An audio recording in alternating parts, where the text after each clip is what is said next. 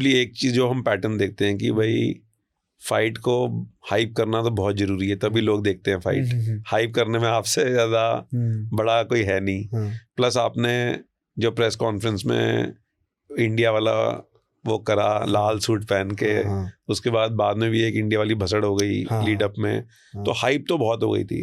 But एक चीज़ हम देखते हैं कि यार फाइट खत्म होने के बाद एक हम्बलनेस आ जाती है, दो लोग गले मिलते हैं। और कभी कभी जो फैंस स्पोर्ट के नहीं है वो थोड़े हैरान भी होते हैं, यार आप ऐसे लड़ रहे थे, अब फाइट के बाद गले मिल रहे हो, रिस्पेक्ट दिखा रहे हो। बट एक तरीके से ये एक स्पोर्ट्समैन स्पिरिट है कि आप फाइट से पहले जो हाइप करनी है, गाली गलौज करनी है, भसड़ मचानी है, मचा लो, लेकिन फाइट के बाद हाथ मिलाओ, गले मिलो, रिस्पेक्ट दो। हर बंदा फाइटर है, हर बंदे ने अच्छी ट्रेनिंग करी है, दिन रात लगाए हैं, किसी ने 4-6 महीने कैंप करे होंगे, मतलब मेहनत करी है। बट चला यहाँ फाइट के बाद भी गड़बड़ हो गई। मतलब फाइट के बाद जो क्लिप्स निकल के आए, कई लोग ये बोल रहे हैं यार नीरज भाई ने तो बिल्कुल स्पोर्ट्समैन स्पिरिट नहीं दिखाई। बोला ठीक है, क्योंकि कुछ क्लिप में ऐसा दिख रहा है कि वो आपका मेडिकल चल रहा है, वो आपसे हाथ मिलाने आ रहा है, आपने उसको कुछ गाली गलौज मार दी। उसमें एग्जैक्टली हुआ क्या? और मुझे लगता है कि कुछ क्लैरिफाई करना है इधर आपको। वो जब जो वीडियो जिसने बनाई है वो कोई न्यूज़ वाला था, उसका यूट्यूब पे भी वो वीडियो पड़ी हुई है। जब एंथनी टेलर, मतलब मैं जहाँ पे बैठा हूँ उससे कम 20-25 मीटर से गेट था उसका।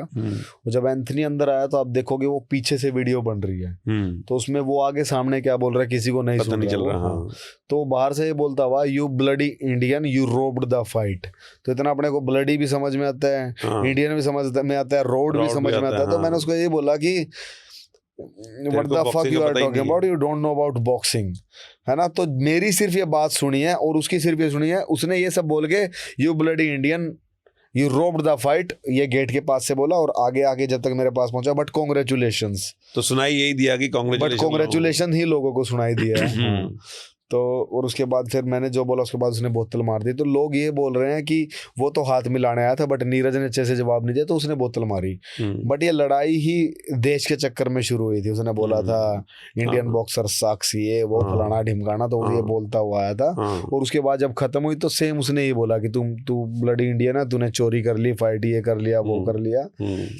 तो मैंने फिर उसको जवाब दिया, फिर उसने बोतल फेंकी तो मैंने वो बोतल मिस कर दी। और उसके बाद फिर हम अपना वो सही डॉज करी आपने इतनी फिर रिंग के वो मैं बहुत पास से देख लेता हूँ डॉज वाली चीजें। तो और उसके बाद फिर हम इंडियन अपना देसी लड़ाई में आगे उठा ली कुर्सी। जब मैं और वो ना कैमरे वाला भी मेरी तरफ था, उसके बाद उसने कैमरा घुमा दिया था। तो जब मैं जहाँ पे बैठा हुआ था मुझे डॉक्टर ने पकड़ लिया था, और जो मेरी चेयर थी बहुत भारी थी, अगर वो चेयर प्लास्टिक की होती मैं वही फेंक के मारता उसको। तो मैंने पहले चेयर ही उठाई थी, वो उठी नहीं मेरे से, और टेबल थे मेरे बीच में ना, मैं जंप करके जा नहीं सकता था। फिर मैं घूम के आया, फिर पीटता उसको। पर फिर काफी लोग आ गए बीच में, काफी लोग आ गए। फिर उन्होंने फिर मेरे को दोबारा फिर वो चिल्ला रहा है, फिर मैं बाहर जाने लगा, फिर पकड़ लिया। मेरे साथ विपिन गुलिया भाई थे, है ना, उन्होंने भी बढ़िया गाली गुली सुनाई उनको। तो वही था फाइट के बाद।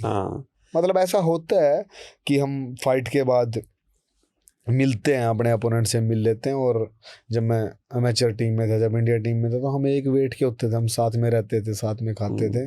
बट ये कैरेक्टर ही दूसरा था। ये जो बंदा था ये बहुत ज़्यादा मतलब उल्टा था। तो मतलब मेरे को लगता है कि उसको बढ़िया मारा मैंने, जो भी जवाब दिया ना बढ़िया दिया, वो डिजर्व करता था, ये सारी चीज़ें डिजर्व करता था।